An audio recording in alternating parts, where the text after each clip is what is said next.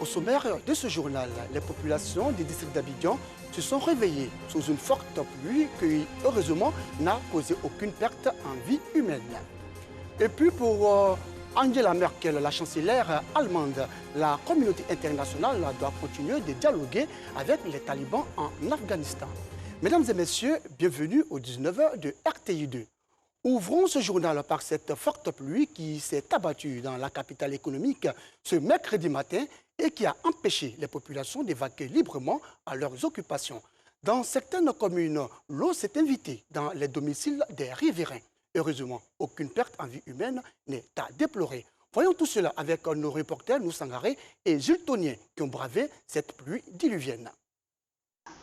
Venez voir que toute la Côte d'Ivoire descende à Marcory-Sikoji. Ils n'ont qu'à venir voir un peu ce qui se passe. Les habitants de Marcory-Sikoji, réveillés par les eaux de pluie ce mercredi matin. Même constat à Trècheville, avenue 11, rue 38, où les populations ont aussi subi les affres de ces pluies diluviennes. En ce lieu, difficile de se frayer un chemin. Rues et ruelles inaccessibles, voire impraticables. Aujourd'hui, ce n'est pas la grande affluence chez Mariam, une vendeuse de nourriture, à cause de l'accès difficile à son lieu de commerce. Repas en main, elle est obligée de traverser les eaux de pluie pour livrer des commandes. Aujourd'hui, en tout cas, pas de clients. On ne peut pas passer pour rentrer pour faire l'achat. Dans ce secteur de Trècheville, certains commerces sont restés fermés. Autre commune, même réalité.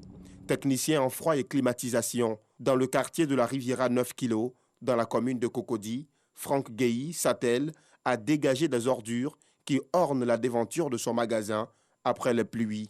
Bon, quand c'est arrivé, il y avait beaucoup de saleté. Bon, l'eau est restée un peu, ça a rentré dans mon magasin. Bon, comme mon collègue est là, il a pu m'appeler que l'eau voulait rentrer dans ici. Il s'est arrivé tôt, par la grâce de Dieu, l'eau n'a pas rentré. Bon, quand il a trouvé le coin un peu sale, ça a empêché les clients de venir aussi. Voilà, donc c'est pour ça qu'il a poussé un peu. Dans la commune de Cocody, aucun dégât matériel. L'information annonçant l'effondrement du pont en construction dans le quartier de la Riviera Golf a été démentie par l'AGIRoute, agence de gestion des routes, structure en charge des travaux. Son premier responsable, Fabrice Koulibaly, a effectué une visite de terrain pour s'enquérir des réalités. Il n'en est rien, l'ouvrage il est là, il est en construction, il fonctionne très bien, les déviations aussi sont là, elles sont bien entretenues. Donc pour dire que ce qui se raconte sur les réseaux sociaux, c'est vraiment de la désinformation. Donc nous sommes là, nos équipes sont là, elles sont présentes, elles vont intervenir en cas de besoin, mais les populations peuvent circuler. Un tour à la Sodexam pour plus de détails sur la pluviométrie.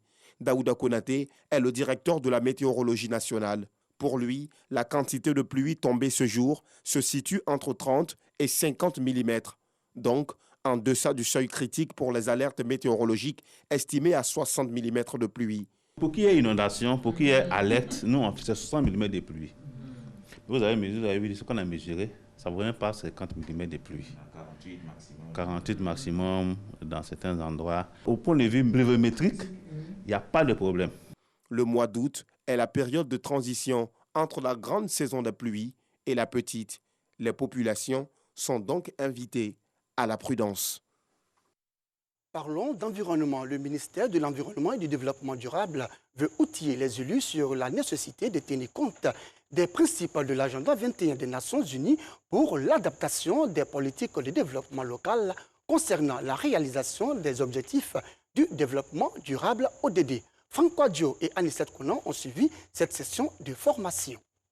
Pensée globale, agir local, le principe de l'agenda 21 ou le plan d'action qui, depuis la conférence de Rio en 92, définit les secteurs intégrant les opportunités du développement durable.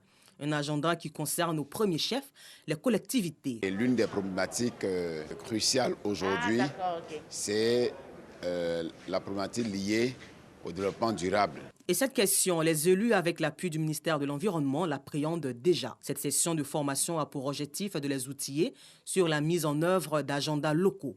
Mais l'agenda 21 local, c'est l'outil, c'est un peu le catalogue de tous les besoins qui seront recensés au niveau communal, au niveau territorial, et aussi les propositions de solutions, les alternatives qu'il faut. Par exemple, quand on prend le changement climatique, quelle est la réalité du changement climatique dans telle ou telle collectivité? Ce qui permet d'élaborer le second rapport national volontaire qui sera présenté en juillet 2022 au forum politique de New York, forum de haut niveau piloté par le Conseil économique et social des Nations Unies. Les bénéficiaires, les élus apprécient la pertinence de l'initiative. Je pense que cet atelier va nous aider à mieux structurer un plan de lutte contre les phénomènes qui impactent négativement sur l'environnement. Avec tout ce que nous allons apprendre, nous pensons que nous allons pouvoir mieux encadrer nos populations. Prochaine étape pour le ministère de l'Environnement, il s'agira donc de sillonner la Côte d'Ivoire pour accentuer la mise en place de comités locaux dans le cadre de l'agenda 2021 durable. Et puis, 12 personnalités de la première promotion en coaching éthique ont reçu leur certificat de fin des formations. La cérémonie officielle de remise de certificat a eu lieu le vendredi 20 août dernier à la salle des fêtes de la résidence Sycomore dans la commune de Cocody. Le reportage de Colette Ilboudo, commenté par Joël Gossé. Alors Serge, je te remets cette certification professionnelle de coach individuel et d'équipe. Ces personnalités en coaching éthique, après 18 mois de formation, reçoivent leur certificat. Formées sur des territoires différents en coaching scolaire, spirituel, d'entreprise, de sexualité et de développement personnel, elles se réjouissent de la qualité de la formation reçue, non sans évoquer leurs projets à venir. J'ai déjà un cabinet que j'ai ouvert en cours de formation. Et je vais lancer une formation en direction des femmes qui veulent entreprendre. Parce qu'il y a beaucoup qui entreprennent. Mais comment ces femmes entreprennent? Est-ce qu'elles regardent, elles sont des suiveuses ou elles font parler le potentiel qui en est? Et ça, c'est le travail du coach qui aide à connaître son potentiel et à mettre son potentiel au service de son être profond. Au cours de ce processus de formation, on a eu à découvrir des méthodes simples et efficaces de coaching, mais également, ce qui est le plus important, c'est de découvrir que dans le coaching, il y a une posture. Il y a une posture à adopter qui est celle de la posture basse. Le coach, dans la relation coach-coaché, n'est pas le héros, c'est le coaché qui est le héros de l'histoire. Il faut pouvoir, en tant que coach, adopter la bonne posture pour laisser le coaché se révéler à lui-même, afin qu'il puisse prendre le devant des situations qui le concernent. Cette initiative, selon les responsables du projet, vise à apporter un peu plus de professionnalisme par la formation et la certification. Jean-François Yoman, coach professionnel, et David Pion, coach de renommée internationale, ont félicité ces personnalités formées pour leur courage et leur abnégation. Occasion pour eux de donner quelques conseils à ceux et celles qui souhaiteraient évoluer dans ce milieu. Les critères pour devenir coach, c'est d'abord d'être un passionné de la relation, d'être de l'écoute, avoir de l'empathie. Ça, c'est vraiment des éléments de base. Mais après, il faut savoir que c'est un parcours académique donc qui requiert aussi que vous ayez un certain niveau. Mélanie Yao, marraine de cette première promotion, apprécie l'initiative. Elle n'a pas manqué d'encourager les bénéficiaires et à les inviter à mettre en pratique les connaissances acquises durant cette formation. L'éthique est la valeur morale, c'est-à-dire la valeur mère de toutes les vertus morales qu'on peut imaginer. Parce qu'autour de l'éthique, vous avez tout ce qui est intégrité, justice, équité. Et toutes ces valeurs sont celles-là, effectivement, qu'en société, on devrait développer. Je les encourage à traduire en opérationnel toutes les valeurs qui ont été apprises. Parce que souvent, nous apprenons beaucoup de choses, mais sans les appliquer. Je les encourage à vraiment être les pionniers. Selon une enquête récente de la Fédération internationale des coachs faite en 2016, le marché mondial du coaching pourrait être évalué à plus de 2,36 milliards de dollars américains, soit 1200 milliards de francs CFA, et on dénombre environ 53 300 coachs professionnels actifs dans le monde sur une pléthore d'autres non formés et non professionnels. La Côte d'Ivoire, elle, estime à près de 80 le nombre de coachs professionnels sur plus d'1 millier au moins, selon les estimations de l'Association des coachs professionnels de Côte d'Ivoire, ACOPSI. Un mot de religion à présent. La sous-préfecture de Satama-Sokoura, dans la région du Hambol, a désormais une nouvelle mosquée. Cet édifice religieux a vu le jour grâce à la contribution des filles et fils de la région. La cérémonie d'inauguration a réuni autorités politiques, administratives, coutumières et religieuses. Coût des travaux, plus de 70 millions de francs CFA. Le reportage de Djeneba Ouattara, commenté par ce recours-là de RTI Boaké.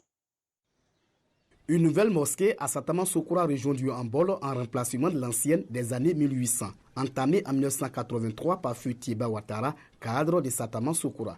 Bâtie sur une superficie de 850 m² pour une capacité d'accueil de 2000 places. La nouvelle grande mosquée a coûté plus de 70 millions de francs CFA. Un rêve devenu réalité grâce à la contribution des filles et fils de la localité. Nous nous sommes engagés pour construire la mosquée sans moyens, mais c'est grâce aux donateurs de part et d'autre et de toute la Côte d'Ivoire, de tout le monde entier, en un an seulement, nous avons pu ouvrir cette mosquée. Le conseiller spécial auprès du président de la République, Ali Koulibaly, patron de la cérémonie, a procédé à l'inauguration de l'édifice religieux. Il avait à ses côtés les autorités locales et d'autres personnalités venues des différentes régions du pays.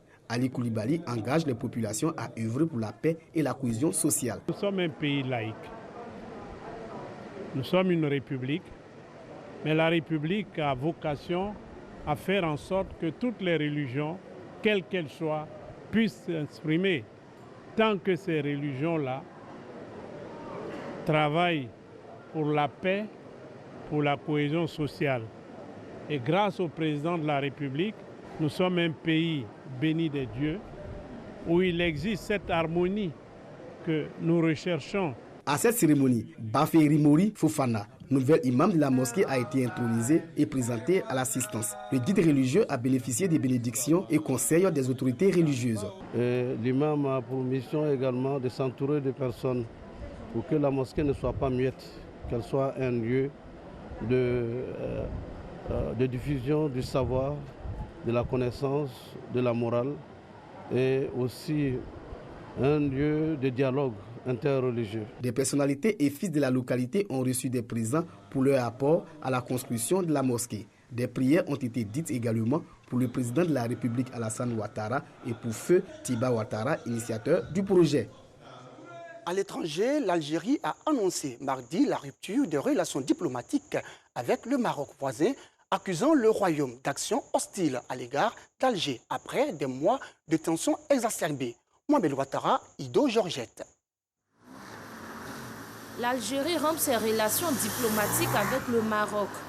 En cause, Rabat est accusé de mener des actions hostiles contre l'Algérie.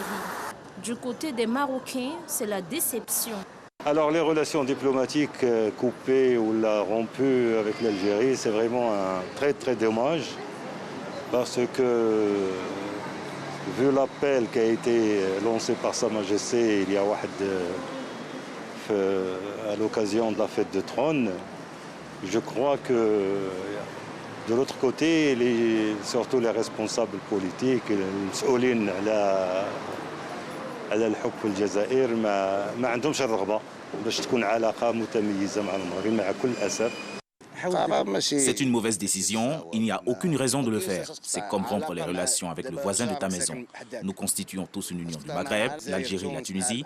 Ils sont tous pareils. Il n'y a pas de différence, c'est entre les gouvernements que cela se passe.